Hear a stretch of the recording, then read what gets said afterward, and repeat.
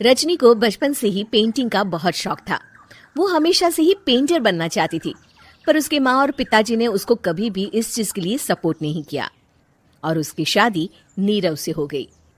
नीरव रजनी को बहुत प्यार करता था, पर रजनी हमेशा चुपचाप ही रहती। वो इस शादी से खुश नहीं थी। वो ये शादी नहीं करना चाहती थी। उसे तो हमेशा से पेंटर जो बनना था। अपने इस सपने को वो नहीं पूरा कर पाई, इसलिए वो हमेशा उदास रहती थी। रजनी, बहुत ही बढ़िया फिल्म लगी है, कल देखने चले?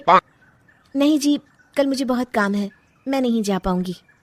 अच्छा तो कोई बात नहीं, संडे को चलते हैं। देखिए, मुझे फिल्म देखना पसंद नहीं है, आपको जाना है तो चले जाइए। नीरव को मना करके रजनी वहां से चली जाती है और अपने बैग को खोलकर उसमें बंद पड़े ब्रश और कलर्स को देखकर रोने लगती है। रजनी, चलो ना कहीं बाहर खाने चलते हैं, कुछ तुम्हारी पसंद का। जी मुझे नहीं जाना, मेरी तबीयत ठीक नहीं है। रजनी वहां से चली जाती है।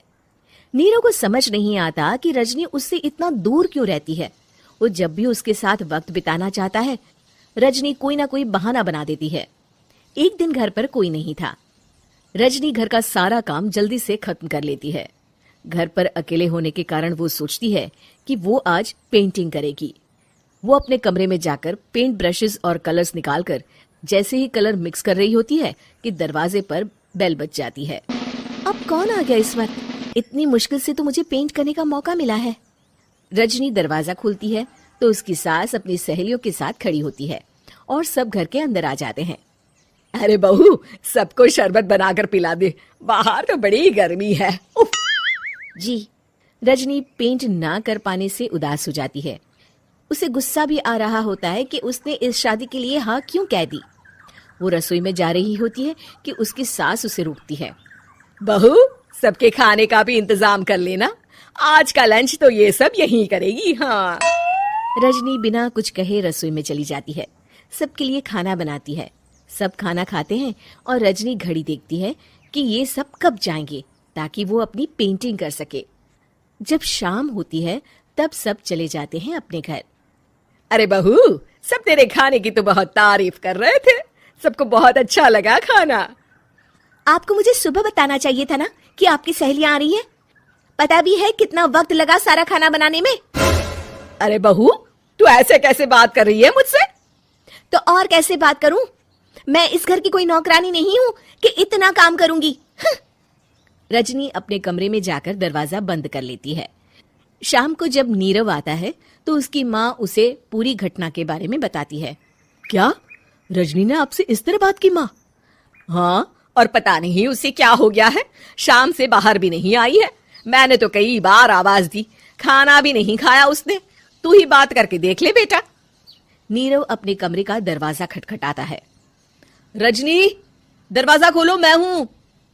रजनी दरवाजा खोलती है और फिर वापस जाकर अपने बिस्तर पर लेट जाती है। रजनी, माँ से बात करने का ये क्या तरीका है? मैंने कोई गलत बात नहीं की है। अरे तुम क्यों ऐसे बर्ताव कर रही हो सबके साथ? क्या तुम इस शादी से खुश नहीं हो? रजनी कुछ नहीं बोलती। अरे बताओ मुझे रजनी, क्या ये शादी तुम्हारी मर्जी के खिलाफ हुई है? हाँ, मैं ये शादी कभी नहीं करना चाहती थी। तुमसे क्या, मैं किसी से भी शादी नहीं करना चाहती थी। रजनी रोने लगती है। चुप हो जाओ रजनी, बताओ मुझे, तुम क्यों नहीं करना चाहती थी शादी? रजनी बेड के नीचे से अपने पेंटिंग्स, कलर्स, ब्रश, पेपर्स निकालती है। इतने में उसकी सास भी कमरे में आ जाती है। ये देख रहे हो, ये थे मेरे सपने। मैं पेंटर बनना चाहती थी, पर माँ पापा ने कभी सपोर्ट नहीं किया और मेरी शादी करवा दी। मेरे सारे सपने टूट गए। हर वक्त बस गुस्सा आता रहता है मुझे।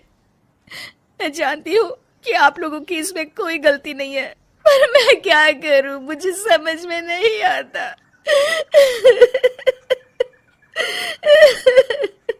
रजनी फूट फूट कर रोने लगती है।